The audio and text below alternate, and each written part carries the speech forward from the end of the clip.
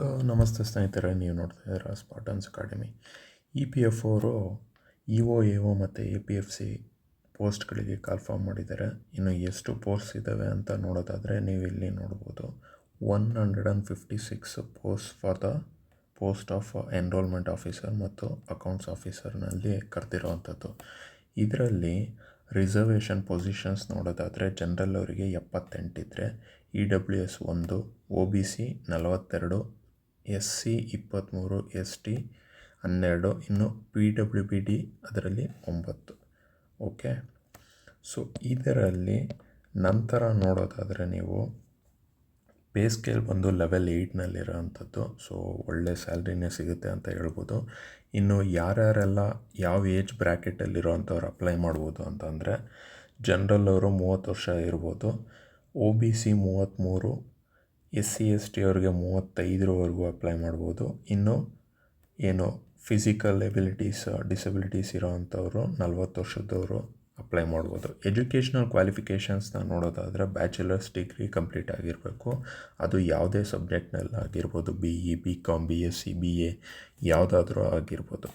Okay fine. Next ಇನ್ನು ಇಲ್ಲಿ ಡ್ಯೂಟೀಸ್ನ ನೋಡೋದಾದರೆ ಅವರು ಕರ್ತವ್ಯ ಮಾಡೋವಂಥ ಕೆಲಸ ಏನೇನಿರುತ್ತೆ ಅದನ್ನು ಇಲ್ಲಿ ಮೆನ್ಷನ್ ಮಾಡಲಾಗಿರ್ತದೆ. Okay fine.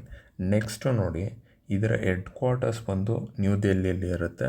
ಬಟ್ ಕೆಲಸ ಬಂದು ನಿಮಗೆ ಎಲ್ಲಿ ಮೆಟ್ರೋಪಾಲಿಟನ್ ಸಿಟೀಸ್ನಲ್ಲೇ ಇರುತ್ತೆ. ಲೈಕ್ ದಿಲ್ಲಿ, ಮುಂಬೈ, ಪುಣೆ, ಬೆಂಗಳೂರು, ಚೆನ್ನೈ, ಕೊಚ್ಚಿ ಆ ಥರನೇ ವರ್ಕ್ ಲೊಕೇಶನ್ಸ್ ಇರುತ್ತೆ. ಓಕೆ, ಸೊ ನಂತರ ಇಲ್ಲಿ ನೋಡೋದಾದರೆ ಎ ಪಿ ಎಫ್ ಸಿ ಅಂದರೆ ಅಸಿಸ್ಟೆಂಟ್ ಪ್ರಾವಿಡೆಂಟ್ ಫಂಡ್ ಕಮಿಷನರ್, ಉನ್ನತ ಹುದ್ದೆ ಅಂತ ಹೇಳ್ಬೋದು. ಅಂದರೆ ಲೈಕ್ ನೀವು ಅಸ್ಯೂಮ್ ಮಾಡ್ಕೊಳ್ಳಿ, ಜಸ್ಟ್ ಒಂದು ಎಕ್ಸಾಮು, ಓಕೆ ಒಂದೇ ಎಕ್ಸಾಮ್, ಅದು ಏನು M C Q based. So ಈ ಎಮ್ ಸಿ ಕ್ಯೂ ಬೇಸ್ಡ್ ಒಂದು ಎಕ್ಸಾಮ್ನ ನೀವು ಕ್ಲಿಯರ್ ಮಾಡಿಕೊಂಡು ಡೈರೆಕ್ಟ್ ಇಂಟರ್ವ್ಯೂ ಹೋಗ್ತೀರಾ. ಇಂಟರ್ವ್ಯೂ ಆಗ್ತಿದ್ದಂಗೆ ನಿಮಗೆ ಆಯಿತು ಅಂತಂದರೆ ಕೆಲಸ ಸಿಗುತ್ತೆ. ಓಕೆ, ಲೈಕ್ ಇಲ್ಲೇನು ಮೈನ್ಸ್ ಅಂತ ಇರಲ್ಲ.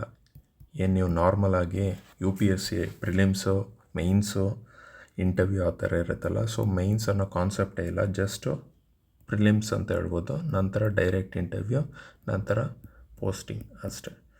ಸೊ ಬೆಟರ್ ಜಾಬ್ ಆಪರ್ಚುನಿಟಿ ಅಂತ ಹೇಳ್ಬೋದು. ನಂತರ ಇಲ್ಲಿ ಎ ಪಿ ಎಫ್ ಸಿಯಲ್ಲಿ ರಿಸರ್ವೇಷನ್ ಪೊಸಿಷನ್ಸ್ ನೋಡೋದಾದರೆ ಜನರಲ್ ಅವರಿಗೆ 32, E W S 7, O B C 28, S C ಅವರಿಗೆ 7 ಇದೆ. ಇನ್ನು ಫಿಸಿಕಲ್ ಡಿಸಬಿಲಿಟೀಸ್ ಇರೋವಂಥವರಿಗೆ 3 ಪೊಸಿಷನ್ಸ್ ಇದೆ. Okay fine. ನೆಕ್ಸ್ಟು ನೋಡೋಣ, ಇದು ಲೆವೆಲ್ 10ನಲ್ಲಿರುತ್ತೆ.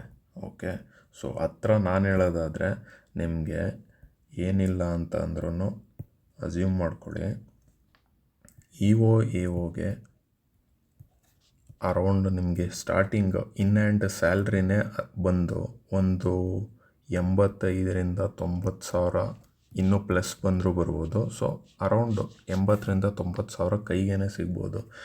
ಇನ್ನು ಎ ಪಿ ಎಫ್ ಸಿ ಆದರೆ ನಿಮಗೆ ಕೈಗೆ 1,00,000 1,10,000, ಓಕೆ ಇಷ್ಟರವರೆಗೂ ನಿಮಗೆ ಸ್ಟಾರ್ಟಿಂಗ್ ಕೈಗೇನೆ ಇಷ್ಟು ಅಮೌಂಟು ಸಿಗೋವಂಥ ಚಾನ್ಸಸ್ ಇರುತ್ತೆ.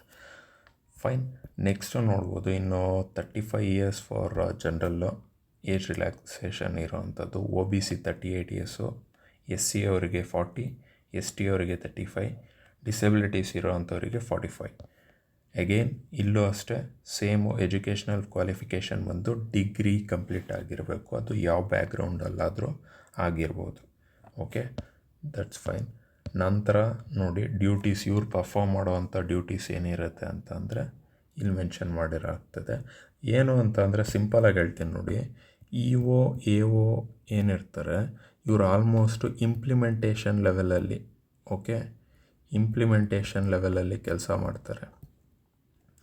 ಅದೇ ಎ ಪಿ ಎಫ್ ಸಿ ಅವ್ರು ಏನಾಗುತ್ತೆ ಅಡ್ಮಿನಿಸ್ಟ್ರೇಷನ್ ಥರ ಇವ್ರು ಕೆಲಸ ಮಾಡ್ತಾರೆ. ಅಂದರೆ ಇ ಒ ಎ ಒಗಳಿಗೆ ಬಾಸ್ಗಳು ಅಂತ ಅನ್ಬೋದು A P F C.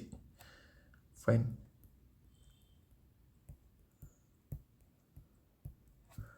So ಇದು obviously A P F C E O A ಒಗಿಂತ ಒಂದು ನೀವೇ ನೋಡ್ಬೋದು ಇಲ್ಲಿ ಏನಂತ ಹೇಳಿದೆ, ನಿಮಗೆ E O A O salary ಬಂದು ಲೆವೆಲ್ 8ಅಲ್ಲಿದ್ದರೆ ಇದು ಲೆವೆಲ್ 10 ಅಂತ ಮೆನ್ಷನ್ ಮಾಡಿದೆ. ಸೊ ಇದರಲ್ಲೇ ಗೊತ್ತಾಗುತ್ತೆ. ಇದು ಅಡ್ಮಿನಿಸ್ಟ್ರೇಷನ್ ಅಂತ ಅಂದರೆ ನಿಮ್ಗೆ ಆಲ್ಮೋಸ್ಟ್ ಲೈಕ್ ಮಾಡಿ ಬಿಡಿ ಈ ಥರ ಮಾಡಿ ಆ ಥರ ಎಲ್ಲ ಇದು ಮಾಡಬೇಕಾಗತ್ತೆ. ಬಟ್ ಇಂಪ್ಲಿಮೆಂಟೇಷನ್ ನೀವು ಆನ್ ದ ಫೀಲ್ಡಲ್ಲಿ ವರ್ಕ್ ಮಾಡೋವಂಥ ಸಾಧ್ಯತೆ ಜಾಸ್ತಿ ಇರುತ್ತೆ. ಓಕೆ, ಮತ್ತು ಇದು ಗ್ರೂಪ್ ಎ ಹಂತದಲ್ಲಿ ಬರೋವಂಥದ್ದು. ಇನ್ನು ಇದೂ ಹೆಡ್ ಕ್ವಾರ್ಟರ್ಸಲ್ಲಿ New Delhi, but work locations same metropolitan ಸಿಟೀಸಲ್ಲಿ ಇರೋವಂಥದ್ದು. ಫೈನ್. ನಂತರ ನೀವು ನೋಡೋದಾದರೆ ಆನ್ಲೈನ್ ಅಪ್ಲಿಕೇಶನ್ಸ್ ಯಾವಾಗಿಂದ ಸ್ಟಾರ್ಟ್ ಆಗುತ್ತೆ. ಓಕೆ, ಇದು ಒಂದು ಇಂಪಾರ್ಟೆಂಟು. ಈ ವೆಬ್ಸೈಟ್ upsconline.nic.in ಇದರಲ್ಲಿ ನೀವು ಹೋಗಿ ಅಪ್ಲಿಕೇಶನ್ಸ್ನ 29 ಜುಲೈ ಆಲ್ರೆಡಿ ಸ್ಟಾರ್ಟ್ ಆಗಿದೆ, ನೀವು ಹೋಗಿ ಅಪ್ಲೈ ಮಾಡ್ಬೋದು. ಇನ್ನು ಎಂಡ್ ಡೇಟ್ ಬಂದು ಆಗಸ್ಟ್ 18ಕ್ಕೆ ಕ್ಲೋಸ್ ಆಗುತ್ತೆ. ಸೊ ಫೈನ್, ಅಷ್ಟರೊಳಗಡೆ ಅಪ್ಲೈ ಮಾಡಿ. ಯಾರು ಲಾಸ್ಟ್ ದಿನದವರೆಗೂ ಉಳಿಸ್ಕೊಳ್ಳೋದಕ್ಕೆ ಹೋಗ್ಬಿಡಿ. Okay fine. ನಂತರ ನೋಡೋದಾದರೆ ಪ್ರೊಬೇಷನರಿ ಪೀರಿಯಡ್ ಮುಂಚೆ 1 ವರ್ಷ ಇತ್ತು, ಇವಾಗ 2 ಇಯರ್ಸಿಗೆ ಎಕ್ಸ್ಟೆಂಡ್ ಮಾಡಿದ್ದಾರೆ.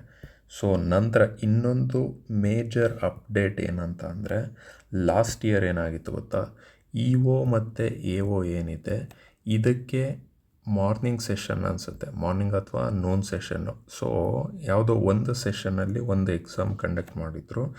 ನಂತರ APFC ಅದಕ್ಕೇ ಸಪ್ರೇಟಾಗಿ ಇನ್ನೊಂದು ಸೆಷನ್, ಅಂದರೆ ಮಧ್ಯಾಹ್ನ ಸೆಷನ್ ಇರ್ಬೋದು, ಆವಾಗ ಇನ್ನೊಂದು ಸೆಷನ್ನಲ್ಲಿ ಕಂಡಕ್ಟ್ ಮಾಡಿದರು. ಓಕೆ, ಅಂದರೆ ಇದಕ್ಕೆ ಸಪ್ರೇಟ್ ಪೇಪರು, ಇದಕ್ಕೆ ಸಪ್ರೇಟ್ ಪೇಪರ್ ಅಂತ ಮಾಡಿದರು. ಬಟ್ ಈ ಸಲ ಏನು ಮಾಡಿದ್ದಾರೆ ಅಬ್ಸರ್ವ್ ಮಾಡ್ಬೋದು, ಕಂಬೈನ್ಡ್ ರೆಕ್ರೂಟ್ಮೆಂಟ್ ಟೆಸ್ಟ್ ಅಂತ ಹೇಳಿದ್ದಾರೆ. ಓಕೆ, ಸೊ ಅರ್ಥ ಏನು, ಇ.ಒ ಎ.ಒ ಏನಿದ್ದಾರೆ, ಇ.ಒ ಎ.ಒ ಮತ್ತು APFC ಈ ಎರಡೂ ಎಕ್ಸಾಮ್ಗಳಿಗೆ ಒಂದೇ ಎಕ್ಸಾಮ್, ಒಂದೇ ಇದನ್ನು ಕಂಬೈನ್ಡ್ ರಿಕ್ರೂಟ್ಮೆಂಟ್ ಟೆಸ್ಟ್ ಅಂತ ಕಂಡಕ್ಟ್ ಮಾಡ್ತಾರೆ. So based on there performance ಏನಾಗುತ್ತೆ, ಕಟ್ ಆಫು ಡಿಸೈಡ್ ಆಗುತ್ತೆ. ಓಕೆ, ಯಾವ ಥರ ಅಂತ ಅಂದರೆ ಇವಾಗ ನೀವು ನಾರ್ಮಲಾಗಿ ನೋಡ್ಬೋದು, UPSC CSC ಏನಿದೆ ಸಿವಿಲ್ ಸರ್ವೀಸಸ್ಸು, ಇದರ ಪ್ರಿಲಿಮ್ಸ್ ಏನಿದೆ, ಪ್ರಿಲಿಮ್ಸಲ್ಲಿ ನಿಮಗೆ ನಾರ್ಮಲಾಗಿ ಒಂದು ಕಟ್ ಆಫ್ ಬಂದರೆ ಇನ್ನು IFOS ಏನಿರುತ್ತೆ ಅದರದ್ದು ಕಟ್ ಆಫು ಜಾಸ್ತಿ ಇರುತ್ತೆ, ಹೋಗುತ್ತೆ ಅಲ್ವಾ. ಸೊ ಈ ಕಟ್ ಆಫು ಜನರಲಾಗಿ ಅಸ್ಯೂಮ್ ಒಂದು 90 ಸಮಥಿಂಗ್ ಇದೆ ಅಂತ ಅಂದರೆ ಇದೇನಾಗುತ್ತೆ, ಇದು 105 ಆ ಥರ ಹೋಗುತ್ತೆ. ಸೊ ಬೇಸ್ಡ್ ಆನ್ ಪರ್ಫಾರ್ಮೆನ್ಸ್ ಏನಾಗುತ್ತೆ ನಿಮಗೆ ಕಟ್ ಆಫು ಇದರಲ್ಲಿ ಜಾಸ್ತಿ ಇರುತ್ತೆ, ಇದರಲ್ಲಿ ಕಡಿಮೆ ಇರುತ್ತೆ. That means APFC cut off ಜಾಸ್ತಿ ಇರುತ್ತೆ, ಇ.ಒ ಎ.ಒ ಕಟ್ ಆಫು ಕಡಿಮೆ ಇರುತ್ತೆ. ಸೊ ಒಂದೇ ಎಕ್ಸಾಮ್ ಇರುತ್ತೆ. ಇದೊಂದು ಇಂಪಾರ್ಟೆಂಟ್ ನೋಟ್ ಅಂತ ಅನ್ಬೋದು. ಇನ್ನು ಎಕ್ಸಾಮ್ ಯಾವ ಥರ ಇರುತ್ತೆ ಅಂತ ನೋಡೋದಾದರೆ ಇಲ್ಲಿ ನೋಡ್ಬೋದು 2 hours ಡ್ಯೂರೇಷನ್ ಇರುತ್ತೆ. ಓಕೆ, ಸೊ ನಂತರ all questions will carry equal marks. Objective ಟೈಪಲ್ಲಿರೋವಂಥದ್ದು. ಕ್ವಶನ್ ಪೇಪರ್ ಬಂದು ಇಂಗ್ಲೀಷು ಹಿಂದಿ ಎರಡರಲ್ಲೂ ಇರುತ್ತೆ. ಇನ್ನು ಪೆನಾಲ್ಟಿ 1/3 ಇರುತ್ತೆ. ಫೈನ್. ಸೊ ನಂತರ ಲಾಸ್ಟ್ ಟೈಮಲ್ಲಿ ಎಷ್ಟು ಕ್ವಶನ್ನಿಗೆ ಇದ್ದಿದ್ದು ಅಂದರೆ 120 ಕ್ವಶನ್ಸ್ ಅಂತ ಇದ್ದಿದ್ದು. ಸೊ ಈಚ್ ಕ್ವಶನ್ನಿಗೆ 2.5 ಮಾರ್ಕ್ಸ್ ಇತ್ತು. So totally it was around 300 ಮಾರ್ಕ್ಸಿಗೆ ಎಕ್ಸಾಮ್ ಕಂಡಕ್ಟ್ ಮಾಡಿರೋವಂಥದ್ದು. ಫೈನ್. ನೆಕ್ಸ್ಟ್ ನೋಡಿ ಸಿಲೆಬಸ್ಸು. ಯಾವುದೇ ಒಂದು ಎಕ್ಸಾಮಿಗೆ ಸಿಲೆಬಸ್ ತಿಳ್ಕೊಂಡು ಓದುವಂಥದ್ದು ಇಂಪಾರ್ಟೆಂಟ್ ಆಗುತ್ತೆ. ಸೊ ಇಲ್ಲಿ ಸಿಲೆಬಸ್ ನೋಡಿ ಜನರಲ್ ಇಂಗ್ಲೀಷ್ ಅಂತ ಹೇಳ್ತಾನೆ. ಓಕೆ, ಜನರಲ್ ಇಂಗ್ಲೀಷ ಬಂದು ನಿಮಗೆ ಕಾಂಪ್ರಿಹೆನ್ಸಿವ್ ಬೇಸ್ಡ್ ಕ್ವಶನ್ಸ್ ಇರ್ಬೋದು ಅಥವಾ ಓವರಾಲ್ ಗ್ರಾಮರ್ ರಿಲೇಟೆಡ್ ಇರ್ಬೋದು.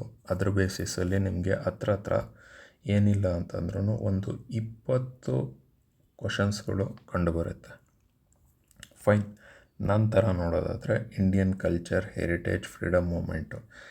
ಇದು modern history, art and culture related questions ಇಲ್ಲಿ ಜಾಸ್ತಿ ಕಂಡುಬರುತ್ತೆ. ಇಲ್ಲೂ ಸಹ ನಿಮಗೆ ಕಮ್ಮಿ ಅಂದ್ರೂ ಒಂದು 10 ಕ್ವಶನ್ಸ್ ಆದರೂ ಕಂಡುಬರೋವಂಥ ಸಾಧ್ಯತೆ ಇರುತ್ತೆ, 10 to 15 ಕ್ವಶನ್ಸು. ಓಕೆ, ಸೊ ಇದ್ರ ಬೇಸಿಸ್ ಮೇಲೂ ನಾನೊಂದು ಇನ್ನೊಂದು ವಿಡಿಯೋ ಮಾಡ್ತೀನಿ, ಲೈಕ್ ಏನು ಓದಬೇಕು, ಯಾವುದ್ಯಾವುದು ಎಷ್ಟೆಷ್ಟು ಕ್ವಶನ್ಸ್ ಬರ್ಬೋದು ಅಂತ. So fine. ನೆಕ್ಸ್ಟ್ ನೋಡಿ, developmental issues and present trends in Indian economy. Indian economy based questions ಬರುವಂಥ ಸಾಧ್ಯತೆ ಇರುತ್ತೆ. ಇಲ್ಲೂ ಒಂದು 10 ಕ್ವಶನ್ಸ್ ಬರ್ಬೋದು. ನಂತರ governance and constitution of India. ಇಲ್ಲೂ ಒಂದು 10-15 ಕ್ವಶನ್ಸು ಬರುವಂಥ ಸಾಧ್ಯತೆ ಇರುತ್ತೆ. ನಂತರ general science and basic knowledge of computer applications. ಇಲ್ಲೂ ಸಹ ಅಷ್ಟೇ, ಜನರಲ್ ಸೈನ್ಸಿಂದ ಒಂದು 7-8 ಕ್ವಶನ್ ಬಂದರೆ, ಕಂಪ್ಯೂಟರ್ ಅಪ್ಲಿಕೇಶನ್ಸ್, ಕಂಪ್ಯೂಟರ್ ಅವೇರ್ನೆಸ್ಸಿಂದ ಅಲ್ಲೂ ಒಂದು 7-8 ಕ್ವಶನ್ಸು ಬರುವಂಥ ಸಾಧ್ಯತೆ ಇರುತ್ತೆ. ಇನ್ನು ನಂತರ elementary mathematics, statistics and general mental ability. ಏನು ಇದನ್ನು ಸಿಂಪಲಾಗಿ ಹೇಳೋದಾದರೆ ಕ್ವಾಂಟಿ ಅಂತ ಹೇಳ್ತೀವಿ, ಕ್ವಾಂಟಿಟೇಟಿವ್ ಆ್ಯಪ್ಟಿಟ್ಯೂಡ್ ಅಲ್ವಾ. ಸೊ ಇಲ್ಲಿ ನಿಮಗೆ ಹತ್ರ ಒಂದು 10-15 ಕ್ವಶನ್ಸ್ ಇಲ್ಲೂ ಬರೋವಂಥ ಸಾಧ್ಯತೆ ಇರುತ್ತೆ. ಇನ್ನು ನಂತರ ಇವೆಲ್ಲ ನೋಡೋದಾದರೆ ನಿಮಗೆ ನಾರ್ಮಲಾಗಿ ಏನಾಗುತ್ತೆ, ಈ ಸಬ್ಜೆಕ್ಟ್ಗಳನ್ನ ನೀವು ಎಲ್ಲ ಎಕ್ಸಾಮ್ಗಳಿಗೂ ಓದೇ ಇರ್ತೀರ. ನೀವು KPSC ಆಗಿರ್ಬೋದು, UPSC ಆಗಿರ್ಬೋದು, ಯಾವ ಎಕ್ಸಾಮ್ ಆದ್ರೂ ಇವೆಲ್ಲ ಓದ್ತೀರ. Okay, general English especially bank exam ಓದೋ ಅಂಥವ್ರು ಜಾಸ್ತಿ ಕಾನ್ಸಂಟ್ರೇಟ್ ಮಾಡ್ತಾರೆ, ಅಥವಾ SSC CGL ಮತ್ತೊಂದು ಆ ಥರ ಎಕ್ಸಾಮ್ಸ್ಗಳಿಗೆ. ಸೊ ಇದನ್ನು ನೀವು ಪ್ರಿಪೇರ್ ಆಗಬೇಕಾಗತ್ತೆ.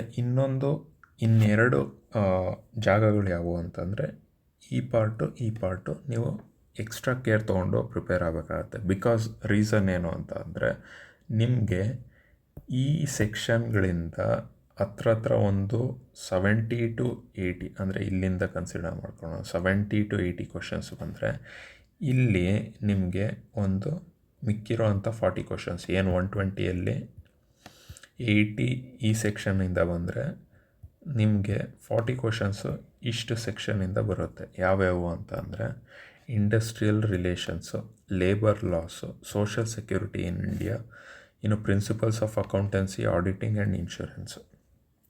ಓಕೆ, ಸರಿ. ಸೊ ಇಷ್ಟು ಸಿಲೆಬಸ್ ಆಗುತ್ತೆ. ಇನ್ನು ಸರ್ ಇವೆಲ್ಲ ಓದಿದ್ದೀವಿ ಕರೆಕ್ಟು, ಬಟ್ ಇವೆಲ್ಲ ನಮಗೆ ಹೊಸ ಸಬ್ಜೆಕ್ಟ್ಸ್ ಅನಿಸ್ತಾ ಇದೆ ನೀವು ಲಾಸ್ಟಲ್ಲಿ ಹೇಳಿರೋ ಅಂಥದ್ದು ಅಂತ ಅಂದರೆ, ನಾವು ಇನ್ನೇನು ಕ್ಲಾಸ್ನ ಶುರು ಮಾಡ್ತಾಯಿದ್ದೀವಿ. Like in 1 or 2 days we are going to start this new course. ಏನು ಅಂತ ಅಂದರೆ, just industrial relations, labour law, social security, accountancy, auditing, insurance, ಈ ಒಂದು ಟಾಪಿಕ್ಸ್ ಮೇಲೆ ನಾವು ಸ್ಪೆಷಲ್ ಕ್ಲಾಸ್ಗಳನ್ನ ತಗೋಬೇಕು ಅಂತ ಇದೆ. ನೀವು ಕನ್ಸರ್ನ್ ಇದ್ದರೆ ದಯವಿಟ್ಟು ಕಮೆಂಟ್ ಸೆಕ್ಷನಲ್ಲಿ ಕಮೆಂಟ್ ಮಾಡಿ, ವಿ ನೀಡ್ ಕ್ಲಾಸ್ ಅಂತ. ಸೊ ದಟ್ ನಾವು ಏನು ನೆಕ್ಸ್ಟ್ ಕ್ಲಾಸ್ ಆದಷ್ಟು ಬೇಗ ತರೋದಕ್ಕೆ ಇದು ಮಾಡ್ತೀವಿ.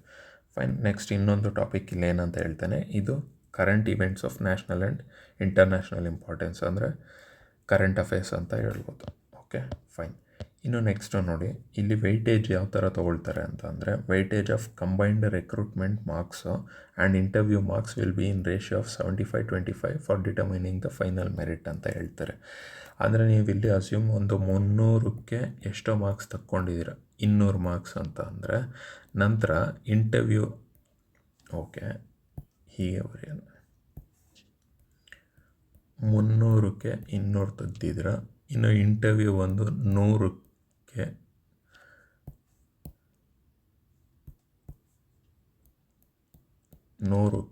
50 ತಕ್ಕೊಂಡಿದ್ದೀರ. ಓಕೆ, ಸೊ ಇಲ್ಲಿ ಏನಾಗುತ್ತೆ, ಇದು 75% ತೊಗೊಳ್ತಾರೆ, ಇಲ್ಲಿ 25% ತೊಗೊಳ್ತಾರೆ. ಎರಡನ್ನೂ ಕ್ಯಾಲ್ಕುಲೇಟ್ ಮಾಡಿ ನಂತರ ಫೈನಲ್ ಮೆರಿಟ್ ಡಿಸೈಡ್ ಮಾಡೋವಂಥದ್ದು. ಫೈನ್. ಓಕೆ, ನಂತರ ಇನ್ನು ಕಂಬೈನ್ಡ್ ರಿಕ್ರೂಟ್ಮೆಂಟ್ ಟೆಸ್ಟು ಯಾವ್ಯಾವ ಸೆಂಟರ್ಸ್ಗಳಲ್ಲಿ ನಡೆಯುತ್ತೆ ಅಂತ ಅಂದರೆ, 78 ಸೆಂಟರ್ಗಳಲ್ಲಿ ನಡೆಯುತ್ತೆ. ಓಕೆ, ಸೊ ಇಲ್ಲಿ ನೋಡೋದಾದರೆ ಬೆಂಗಳೂರಿದೆ. ಫೈನ್. Okay,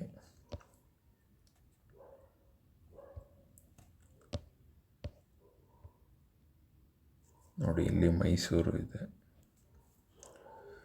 fine. ಓಕೆ, ಇನ್ನು ಡೇಟ್ ಆ್ಯಂಡ್ ಟೈಮ್ ಯಾವಾಗ ಅಂತ ಅಂದರೆ UPSC ವೆಬ್ಸೈಟ್ನಲ್ಲಿ ಮೆನ್ಷನ್ ಮಾಡ್ತೀವಿ ಅಂತ ಹೇಳಿದ್ದಾರೆ. ಆಯಿತಾ? ಓಕೆ, ಇನ್ನು ನಂತರ ಏನಾಗುತ್ತೆ,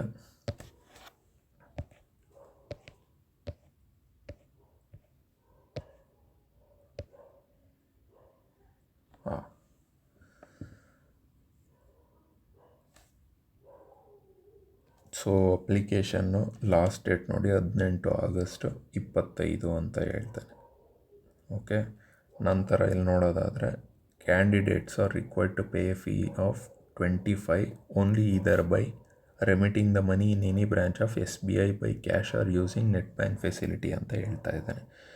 ಓಕೆ, ಬಟ್ ಇಲ್ಲಿ ಎಕ್ಸೆಪ್ಟ್ ಯಾರ್ಯಾರು ಇದು ಮಾಡೋಂಗಿಲ್ಲ ಅಂತ ನೋಡೋದಾದರೆ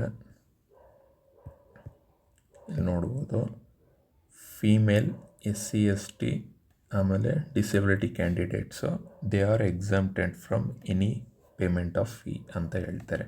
ಮಿಕ್ಕಿರೋಂಥವ್ರೇನು 25 ರೂಪಾಯಿ ಅಂತ ಹೇಳ್ತಾ ಇದ್ದಾರೆ. ಇನ್ನು ಲಾಸ್ಟ್ ಡೇಟ್ ಬಂದು 18 ಆಗಸ್ಟ್ 25 ಅಂತ ಹೇಳಿದ್ದಾರೆ. ಇನ್ನು ನಂತರ ನೋಡೋದಾದರೆ candidates who wish to apply for both the post ಏನು EOAO APFC ಎರಡಕ್ಕೂ ಅಪ್ಲೈ ಮಾಡ್ತೀನಿ ಅಂದರೆ 50 ರೂಪಾಯಿ ಕಟ್ಟಬೇಕು. ಬಟ್ ಯಾವುದೋ ಒಂದಕ್ಕೆ ಮಾತ್ರ ಮಾಡ್ತೀನಿ ಅಂದರೆ 25 ರೂಪಾಯಿ ಕಟ್ಟಬೇಕು ಅಂತ ಹೇಳ್ತಾರೆ. ಓಕೆ, ಎಗೇನ್ ಇಲ್ಲಿ ಸೇಮ್ ಅದನ್ನೇ ಹೇಳ್ತಾ ಇದ್ದಾನೆ. ಲೈಕ್ ಏನಂತ, no fees for SC/ST PWD women candidates of any community ಅಂತ ಹೇಳ್ತಾ ಇದ್ದಾನೆ. Okay, fine. ನಂತರ ನೋಡೋದಾದರೆ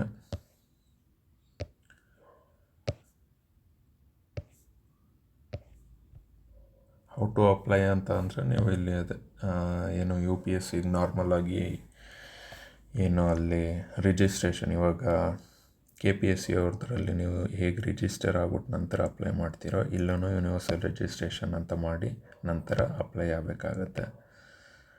ಓಕೆ, ಫೈನ್.